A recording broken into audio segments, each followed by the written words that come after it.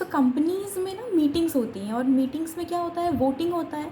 तो voting generally दो तरह के होता है। क्या क्या होता है, पहला वाला होता है voting by show of hands. ठीक है, शो ऑफ हैंड्स का मतलब क्या है, जितने लोग हैं उतने वोट्स हैं। ठीक है, और वोटिंग बाय पोल जो होता है, पोल का मतलब होता है लेट्स से दो इंसानों ने अपना हाथ खड़ा किया है और उन दोनों के पास लेट्स से 50 या 60% शेयर होल्डिंग है, तो उन लोगों की बात रहेगी वहाँ पर।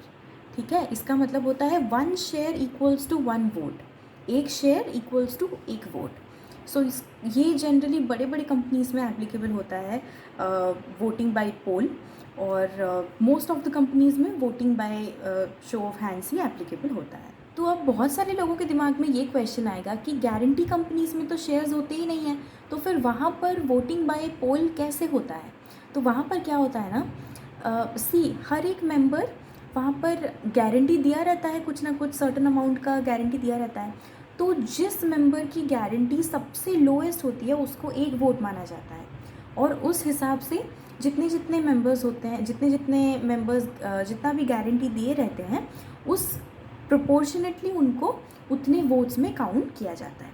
लेट्स से सबसे जो लोएस्ट गारंटी है वो 5000 रुपीज़ का है, तो उसको एक वोट माना जाएगा 5000 रुपीज़ को। और लेट्स से किसी इंसान ने 20,000 रुपीज़ की गारंटी दे रखी है, तो उनका 4 वोट्स माना जाएगा। So this way guarantee company में वोटिंग होती है, और voting by show of hands तो होता ही है नॉर्मल।